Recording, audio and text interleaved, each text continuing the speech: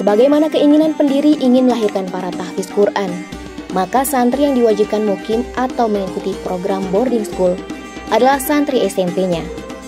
Diharapkan dengan begitu akan lebih memfokuskan santri pada hafalan selain pelajaran umum yang merupakan kurikulum pemerintah. Khusus yang SMP itu saya wajibkan boarding dengan iuran. Jadi kami ingin mendidik mereka, tetapi tidak dibebani apa yang akan mereka makan di sini, ya kan?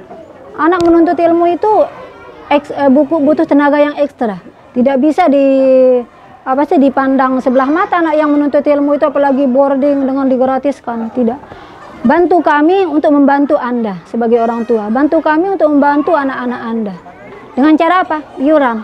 Iuran itu standar 400.000. Nah, untuk semua itu sudah fix, tidak ada uang lain-lain lagi. Kalaupun mungkin ada uang bangunan itu nanti tergantung kesepakatan kami dengan mereka. Iya. Jadi di sini boardingnya itu dengan iuran. Tidak. Nah, adapun untuk yang anak yatim itu gratiskan. Begitu. Jadi untuk yang anak yatim gratis. Nah, nanti jadi subsidi silang lah ya. Subsidi silang dari yang mampu ke anak-anak yatim yang membutuhkan, begitu.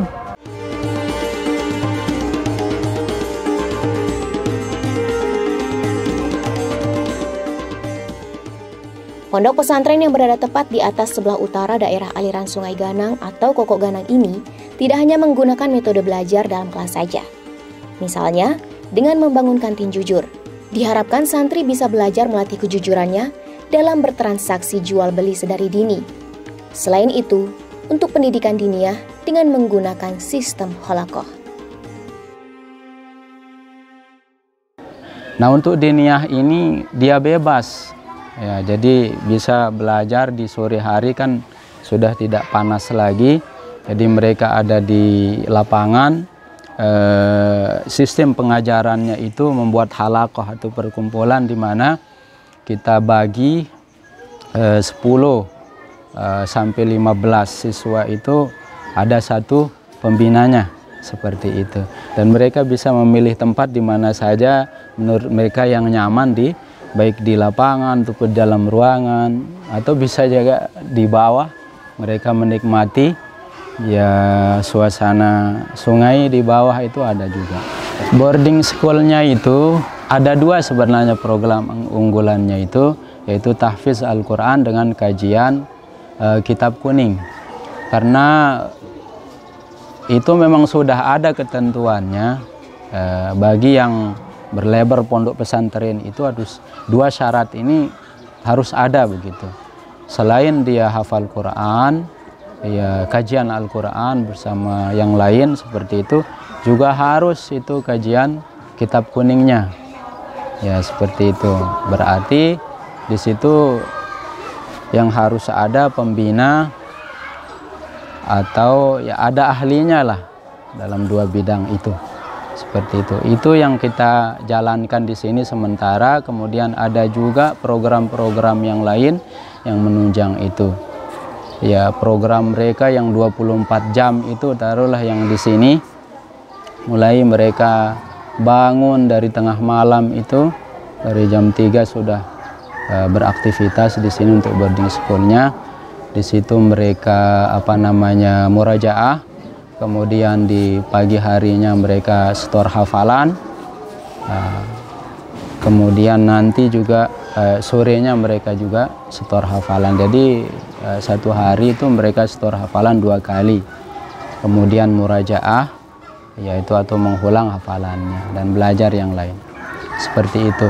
Adapun kajian kitab kuningnya itu kita sementara lagi memperbaiki lah ya jadwalnya. Sementara kita bisa 1 kali seminggu atau kita lihat keadaan. Ya karena saya di sini selalu ada di sini setiap hari, jadi saya bersama anak-anak, jadi mereka belajar juga tidak tentu. Kita juga belajar tidak serius ketika lagi duduk-duduk bermain, mereka kita ajak untuk belajar seperti itu. Sebagai yayasan yang berjalan dengan segala kemampuan yang sangat terbatas, namun tak pernah berhenti untuk terus berusaha mencerdaskan umat melalui pendidikan berbasis agama. Yayasan ini tentu sangat banyak menemui kendala dan masalah yang dihadapi, seperti masih minimnya perhatian dari pemerintah. Terus terang saja ya kami seolah-olah sekarang ini kayak berjalan sendiri. Karena kenapa saya berkatakan demikian? Karena setiap kami mengadakan event-event atau acara-acara di sini, kami tidak lupa menyertakan undangan untuk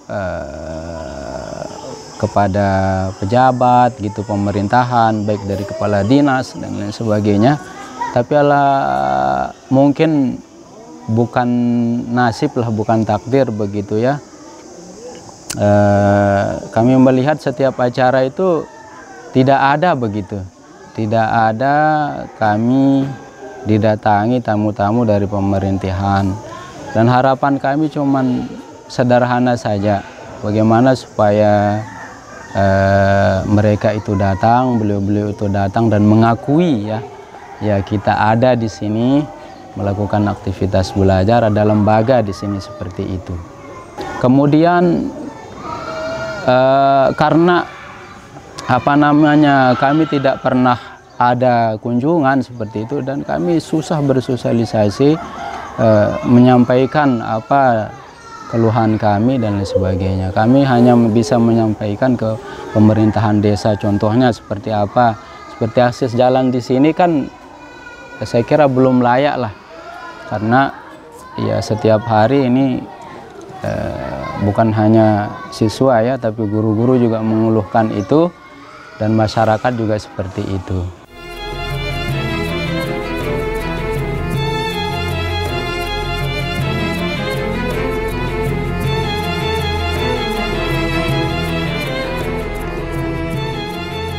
Mencetak generasi Rabbani berjiwa Qur'ani adalah visi dari pondok pesantren ini. Meski dengan segala keterbatasan, pondok pesantren ini menunjukkan bahwa usaha dan niat yang sungguh-sungguh tidak akan mengkhianati hasil. Memiliki tauhid yang lurus, fondasi keimanan dan keyakinan yang kuat, serta memiliki kepercayaan diri dan mampu berinovasi dalam menjawab tantangan zaman yang disertai keistiqomahan dalam segala amal perbuatan adalah ciri khas generasi Rabbani.